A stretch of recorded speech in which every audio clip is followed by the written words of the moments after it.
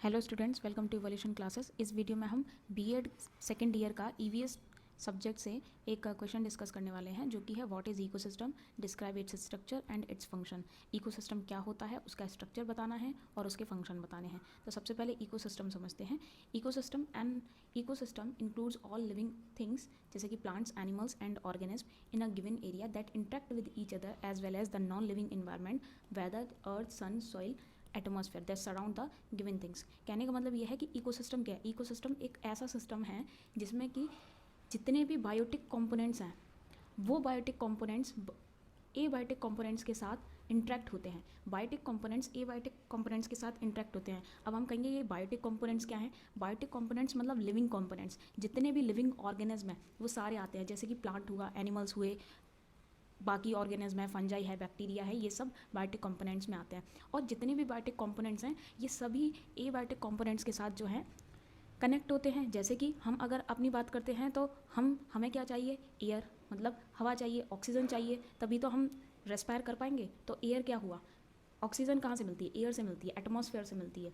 तो ये क्या हुआ, हम कनेक्ट हैं नॉन लिविंग के साथ। दूसरी चीज़, हम प्लांट से भी कनेक्ट हैं, और प्लांट्स को अपना न्यूट्रिएंट कहाँ से मिलता है, सॉइल से। तो इनडायरेक्टली हम सॉइल से भी कनेक्ट हुए। ठीक है, तो कहने का मतलब ये है कि जितने भी बायोटिक कंपोनेंट्स हैं, वो सारे बायोटिक कंपोनेंट्स, मतलब जितने भी लिविंग ऑर्गेनिज्म हैं, वो कहीं ना कहीं सब एबायोटिक कंपोनेंट से कनेक्ट हैं।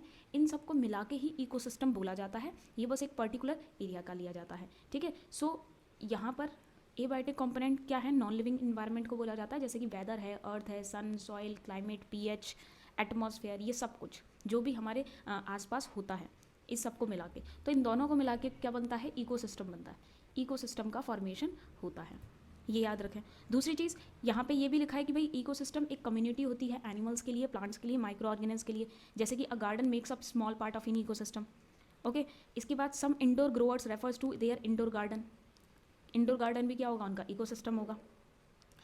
तो यहाँ पर हमने क्या देखा कि लिविंग ऑर्गेनिज्म और उनके आसपास के इन्वायरमेंट को अगर हम मिला देते हैं, जो उनके साथ इंटरेक्ट है, तो एक इकोसिस्टम का फॉर्मेशन हो जाता है।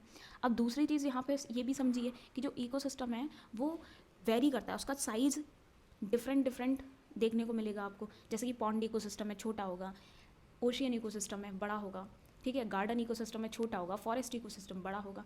तो कहने का मतलब ये है कि ये चेंज होता है, मतलब इसका साइज़ जो है वो डिफरेंट मिलेगा। और ये सब एक दूसरे के साथ इंटरकनेक्ट होते हैं, एक दूसरे के साथ कनेक्ट होते हैं सिस्टम में, और मिलके एक इंटरकनेक्टेड सिस्टम बनाते हैं काफ़ी सारे ऑर्गेनिज्म मिलके। और ये सब सेपरेट होते हैं अपने इन्वायरमेंट के साथ। ठीक है, लेकिन कहीं ना कहीं अलग अलग इकोसिस्टम अलग अलग है, जैसे कि पॉन्ड इकोसिस्टम, ओशियन इकोसिस्टम अलग हो गया, लेकिन सब कनेक्ट हैं, सब कहीं ना कहीं एक दूसरे के साथ कनेक्ट जरूर है। इसके बाद इन्वायरमेंट में क्या क्या चीज़ें आ गई। इन्वायरमेंट एक्वेटिक भी हो सकता है, मैराइन भी हो सकता है, टेरेस्ट्रियल भी हो सकता है।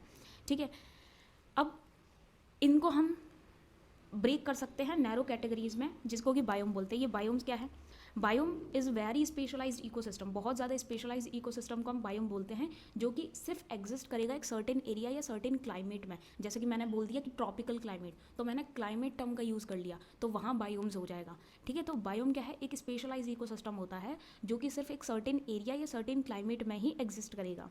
और biomes are separated by varying factors, जैसे कि temperature, rainfall, soil type, altitude, इन सब के द्वारा जो है बायोम जो है वो सेपरेट होते हैं, अलग अलग होते हैं। टेम्परेचर की वजह से ट्रॉपिकल अलग हो गया, टेम्परेट अलग हो गया, कहीं पर रेनफॉल है, कहीं पर डेजर्टिक है, कहीं पर सॉइल टाइप अलग है। तो इन सारी चीज़ों से एल्टीट्यूड, हाइट की बेसिस पर भी, कहीं पर प्लेन्स है, कहीं पर माउंटेन वाला रीजन है, तो इन सारी बेसिस पर भी बायोम जो है वो एक दूसरे से सेपरेट हो जाते हैं। वहीं पर इकोसिस्टम में हमें एक कांस्टेंट फ्लो भी दिखता है एनर्जी का। ठीक है, एनर्जी फ्लो, जैसे कि light to heat, where is matter is recycle, also known as energy flow. भाई मैटर जो है वो रिसाइकल होता है, तो वो भी एनर्जी फ्लो कहलाया जाएगा। Cycle material, while the two process are link, they are not same. ठीक है, ये दोनों प्रोसेस जो हैं लिंक है लेकिन सेम नहीं है। ओके, चलिए अब लाइट एनर्जी को और क्या बोलते हैं, फोटॉन्स बोला जाता है। ये ट्रांसफॉर्म होते हैं केमिकल एनर्जी में, किसी भी ऑर्गेनिक मॉलिक्यूल में, किसके द्वारा, सेल्यूलर प्रोसेस के द्वारा। जैसे कि फोटोसिंथेसिस हो रही है, रेस्पिरेशन हो रही है, इन फॉर्म में, केमिकल एनर्जी की फॉर्म में लाइट एनर्जी जो होती है वो ट्रांसफॉर्म हो जाती है। लाइट एनर्जी किस फॉर्म में ट्रांसफॉर्म हो जाएगी, केमिकल एनर्जी की फॉर्म में। और जब हम उसे ईट करते हैं तो रेस्पायर किया, फिर ब्रेक डाउन हुआ, तो वो किस फॉर्म में निकल जाती है, कन्वर्ट हो जाती है, हीट एनर्जी की फॉर्म में कन्वर्ट हो जाती है। ठीक है। तो लाइट एनर्जी पहले कन्वर्ट हुई केमिकल एनर्जी में, और हमारी मतलब फोटोसिंथेसिस के द्वारा या रेस्पिरेशन के द्वारा केमिकल एनर्जी में कन्वर्ट हो गई, फोटोसिंथेसिस के द्वारा केमिकल एनर्जी में कन्वर्ट हो गई। और उसके बाद जब हम रेस्पिरेशन करते हैं तो O2 से जब ब्रेक डाउन होता है तो वो किस में कन्वर्ट हो जाती है, हीट एनर्जी में। ठीक है, तो ये एनर्जी का फ्लो है। इसके बाद कुछ फैक्टर्स हैं, फैक्टर्स सच एज बायोडाइवर्सिटी मतलब लिविंग ऑर्गेनिज्म में वेरिएशन कितना ज़्यादा है। प्रोसेस जैसे कि डिस्टर्बेंसेस, सक्सेशन, जो कि इकोसिस्टम के फंक्शन को अफेक्ट करते हैं, ये उन पर प्रभाव डालते हैं। ठीक है, इसके बाद डिस्टर्बेंसेस कैसे हो सकते हैं, डिस्टर्बेंसेस टेम्पररी चेंज होते हैं जो कि इन्वायरमेंटल कंडीशन में जो हैं वो होते रहते हैं। ठीक है, जैसे कि फ्लड आ गया, अब आर्टिफिशियल भी हो सकता है जो कि ह्यूमंस की वजह से होता है, नेचुरल भी हो सकता है, फ्लड वगैरह, ड्रॉट वगैरह, ये सब नेचुरल में आते हैं। तो ये कहीं ना कहीं इकोसिस्टम के फंक्शन को अफेक्ट करते हैं। Ecosystem also have various benefits for the people as they provide a range of goods and services upon which we depend. जैसे कि हम लोग को पता है कि भाई जो इकोसिस्टम है वो काफ़ी तरीके से हम लोग के लिए बेनिफिशियल है, क्योंकि ये हमें बहुत सारी गुड्स और सर्विसेज प्रोवाइड कराते हैं जिन पे हम डिपेंड हैं। जैसे कि एक स्पेसिफिक टाइप का प्लांट है जो कि किसी इकोसिस्टम में पाया जा रहा है और वो मेडिसिन पर्पस से यूज़ हो रहा है, मेडिसिनल पर्पस से यूज़ हो रहा है, तो वो क्या हुआ, जैसे कि तुलसी का पौधा है और भी बहुत सारे हैं। ठीक है, तो ये सब क्या कहेंगे, कहलाएंगे हमारे लिए, ये हमारे लिए बहुत ज़्यादा इंपॉर्टेंट कहलाएगा कि भाई मेडिसिनल पर्पस है। अब स्ट्रक्चर की अगर हम बात करते हैं, नेक्स्ट हेडिंग है structure of ecosystem. Structure of ecosystem में मैंने आप लोगों को बताई दिया कि एक एबायोटिक, दूसरा बायोटिक। एबायोटिक मतलब नॉन लिविंग फैक्टर्स, ठीक है, बायोटिक मतलब लिविंग फैक्टर्स, ठीक है। अब एबायोटिक यहाँ पे लिखा ही हुआ है कि जितने भी नॉन लिविंग एलिमेंट्स होंगे उनको बोलते हैं, जैसे कि वाटर हुआ, एयर हुआ, टेम्परेचर हुआ, रॉक्स हुए, मिनरल्स हुए, जो कि सब मिलके सॉइल बनाते हैं। अब एबायोटिक कंपोनेंट्स जो है इनमें रेनफॉल भी आ जाते हैं कि कितनी रेनफॉल हो रही है इस पर, और whether it is fresh water और सॉल्ट वाटर, कैसा वाटर है, ठीक है, फ्रीजेज है या थॉज है, तो ये सारी चीज़ें इंक्लूड होती है। अभी एबायोटिक फैक्टर्स के भी टाइप हैं, एबायोटिक फैक्टर्स के भी टाइप हैं, क्लाइमेटिक फैक्टर्स भी हो सकते हैं, एडेफिक फैक्टर्स भी हो सकते हैं। क्लाइमेटिक फैक्टर्स मतलब रेन है, टेम्परेचर है, लाइट है, विंड है, ह्यूमिडिटी है, जो क्लाइमेट को अफेक्ट करते हैं। दूसरा होता है एडेफिक फैक्टर। एडेफिक जैसे कि सॉइल का टेक्सचर कैसा है, सॉइल की जो वाटर होल्डिंग कैपेसिटी है वो कैसी है, पीएच कैसा है, टोपोग्राफी कैसी है, मिनरल कैसे हैं उसमें, वो सारी चीज़ें, तो ये एडेफेक्ट फैक्टर में आ जाते हैं। अब फंक्शंस की अगर हम बात करेंगे तो फंक्शन ऑफ इंपॉर्टेंट फैक्टर्स जो हैं उनके फंक्शन देखते हैं। तो पहला इंपॉर्टेंट फैक्टर जो हमने यहाँ पे देख लिया वो सॉइल है।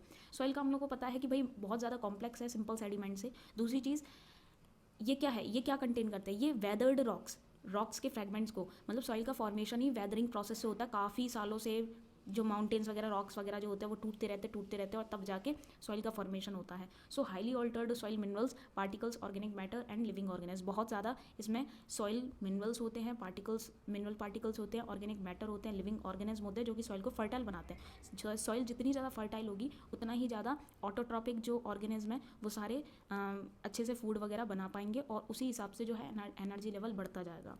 तो सॉइल प्रोवाइड न्यूट्रिएंट, हम लोग पता ही है, वाटर भी प्रोवाइड कराता है, होम भी प्रोवाइड कराता है बहुत सारे ऑर्गेनिज्म के लिए, स्ट्रक्चर ग्रोइंग मीडियम है ऑर्गेनिज्म के लिए। दूसरी चीज़, vegetation found on top of the soil is closely linked to the component of an ecosystem through nutrient cycle के बेसिस पे, जैसे कि किसी एक जगह पे प्लांट है, उसको किसी हर्बीवोर ने खाया, देन हर्बीवोर को कार्निवोर ने खाया, इस तरीके से तो न्यूट्रिएंट साइकिल चल रही है, पूरा एक फूड चेन चल रही है, तो इसी तरीके से पूरा एनर्जी का फ्लो जो है वो चलता रहता है। अब एटमॉस्फेयर क्या प्रोवाइड कराता है, एटमॉस्फेयर का प्रोवाइड कराता है ऑर्गेनिज्म को। Atmosphere provides organism found with in ecosystem with carbon dioxide for photosynthesis and oxygen for respiration. ठीक है, CO2 जो है वो किसके लिए हो गया, फोटोसिंथेसिस के लिए, ऑक्सीजन जो है रेस्पिरेशन के लिए, इसके साथ साथ N2 जो होती है वो नाइट्रोजन जो होती है अमीनो एसिड्स वगैरह बनाने के लिए होती है, प्रोटीन्स वगैरह का फॉर्मेशन के लिए। प्रोसेस ऑफ इवेपोरेशन चलती रहती है अपने एटमॉस्फेयर में, ट्रांसपिरेशन, प्रेसिपिटेशन, रेनफॉल को बोलते हैं। ठीक है, ये सब अर्थ सरफेस और एटमॉस्फेयर के बीच में ऐसी प्रोसेस है जो कि लिंक करके रखती है। इसके बाद सोलर रेडिएशंस है, सोलर रेडिएशंस जो कि इकोसिस्टम में यूज़ होते हैं हीट एनर्जी के लिए, बहुत इंपॉर्टेंट है। इसकी वजह से इवेपोरेशन, ट्रांसपिरेशन और बहुत सारी प्रोसेस होती हैं। सनलाइट जो है वो मेन सोर्स है हीट एनर्जी का, ये भी याद रखना हम लोगों को। अब फोटोसिंथेसिस जो है वो एनर्जी प्रोवाइड कराती है प्लांट ग्रोथ के लिए, मेटाबॉलिज्म के लिए, ऑर्गेनिक फूड प्रोवाइड कराती है बहुत सारी लाइफ फॉर्म्स के लिए। इसके साथ साथ ज़्यादातर लिविंग टिश्यू जो हैं वो हाई परसेंटेज में वाटर कंटेन करते हैं, और कितना 90% से भी ज़्यादा। प्रोटोप्लास्ट जो है बहुत सारे सेल्स का जो है, protoplast of very few cells can survive if their water content drops 10%। बहुत कम ऐसे सेल्स हैं जिनका प्रोटोप्लाज्म अगर 10% से नीचे चला जाए तो वो सेल सर्वाइव कर पाएंगे, ठीक है। Most are killed if it's less than 30 to 50%। कहने का मतलब ये है कि बहुत सारे सेल्स आपको ऐसे मिलेंगे जिनका अगर परसेंटेज 30 से 50% से भी कम गिर जाए, इतना गिर जाए, इतने से कम हो जाए तो बस वो सेल ख़त्म हो जाते हैं। सो वाटर बहुत इंपॉर्टेंट हो जाता है। वाटर जो है वो मीडियम है मिनरल न्यूट्रिएंट को एंटर कराने का, ट्रांसलोकेट करने का प्लांट्स में, कि कहाँ कहाँ पर मिनरल्स पहुँचेंगे, क्योंकि मिनरल्स जो हैं वो उसी के थ्रू जाते हैं, जिसको कि हम सैप बोल देते हैं, सैप बोल दिया जाता है, ठीक है। तो ये बहुत इंपॉर्टेंट है वाटर सर्वाइवल के लिए। इसके बाद बायोटिक कंपोनेंट्स की बात आती है। बायोटिक कंपोनेंट्स मैंने आप लोगों को बताया है कि बायोटिक कंपोनेंट्स में जितने भी लिविंग ऑर्गेनिज्म है सब आ जाएंगे, चाहे वो माइक्रो ऑर्गेनिज्म है, चाहे वो प्लांट है, चाहे वो एनिमल्स है। माइक्रो ऑर्गेनिज्म जैसे कि बैक्टीरिया, फंजाई, ठीक है, सब प्रेजेंट होते हैं इकोसिस्टम में, और कहीं ना कहीं सब इंट्रैक्ट हैं, सब ज़मीन पे पानी में रह रहे हैं, और किससे कनेक्ट है, एबायोटिक कंपोनेंट से कनेक्ट है।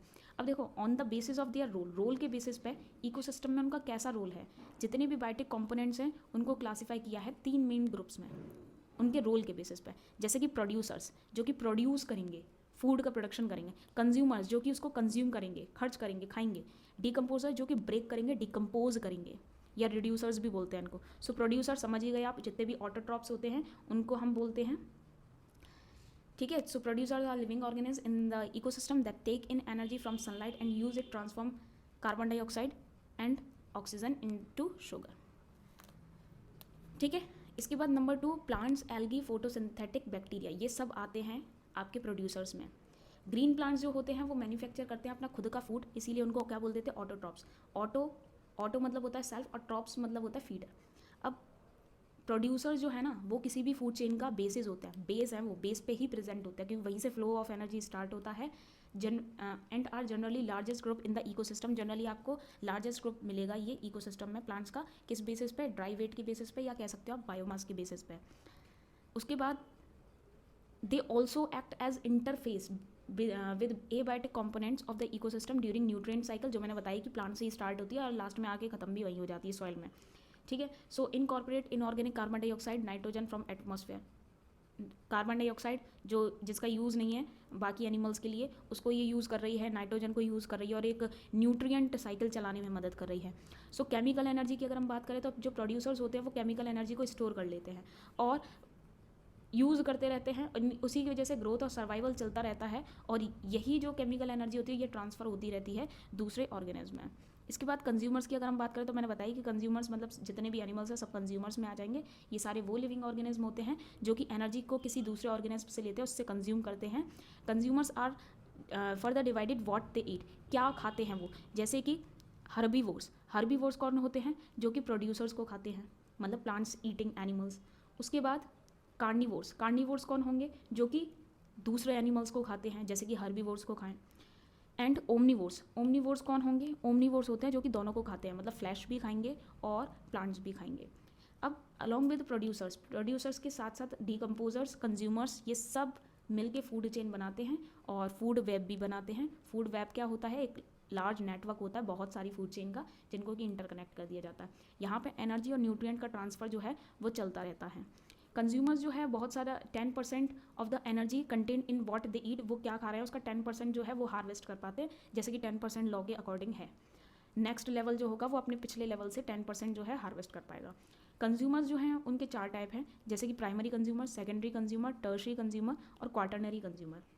इनको ऑर्डर के बेसिस पर भी डिवाइड किया गया है। फर्स्ट ऑर्डर कंज्यूमर जिनको कि हर्बीवोर्स बोलते हैं, तो आप ये चीज़ याद रखें। सेकेंड ऑर्डर कंज्यूमर जो कि प्राइमरी कार्निवोर हैं, थर्ड ऑर्डर कंज्यूमर्स और फोर्थ ऑर्डर कंज्यूमर जो कि ओमनीवोर्स हैं, ठीक है।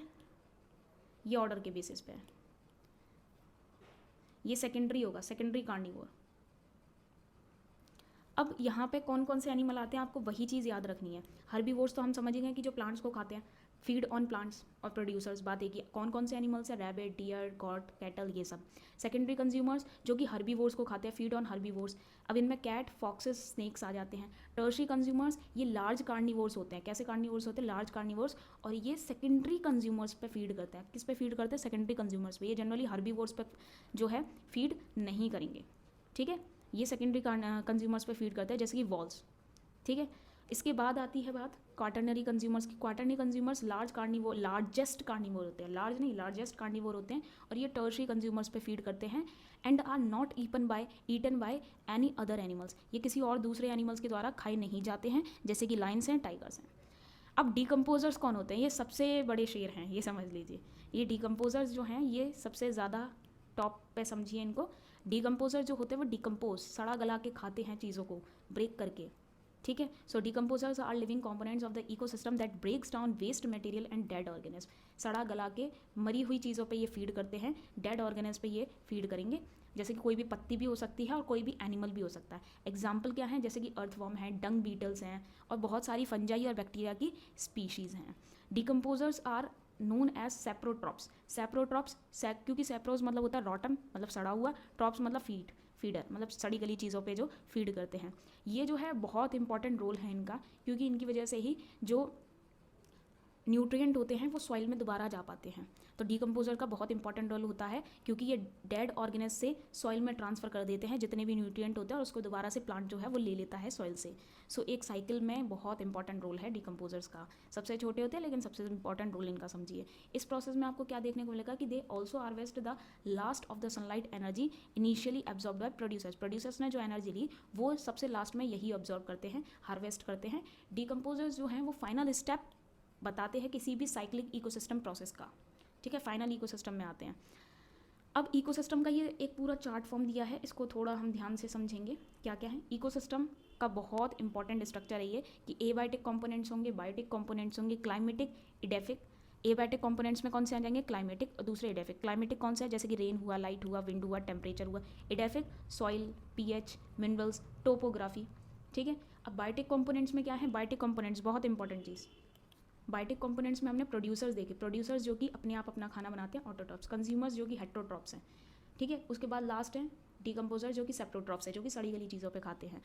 अब कंज्यूमर्स जो कि हम हेट्रोट्रॉप्स बोल रहे हैं, जो दूसरे ऑर्गेनिज से, प्रोड्यूसर से फूड लेंगे, वो भी 4 टाइप के हैं। कुछ हैं प्राइमरी कंज्यूमर्स जो कि हर्बीवोर्स कहलाते हैं, सेकेंडरी कंज्यूमर्स जो कि प्राइमरी कार्निवोर्स कहलाते हैं, टर्शरी कंज्यूमर्स जो कि सेकेंडरी कार्निवोर बोल सकते हो या लार्ज कार्निवोर बोल सकते हो, क्वाटरनरी कंज्यूमर जो कि क्वाटरनरी कंज्यूमर की अगर हम बात करते हैं तो ये ओमनिवोर्स है, जो इन पे भी फीड करते हैं, और इनको खाने वाले बस लास्ट में डिकम्पोजर्स रह जाते हैं और कोई नहीं है। तो ये आपका पूरा स्कीमेटिक डायग्राम है इकोसिस्टम का, जो कि आप लोग अच्छे से लर्न कर लें। बाकी टॉपिक हम डिस्कस करेंगे। अगर आपको ये वीडियो हेल्पफुल लगती है तो आप इस वीडियो को लाइक करें, शेयर करें, चैनल को सब्सक्राइब जरूर कर दें। मिलते हैं नेक्स्ट वीडियो में।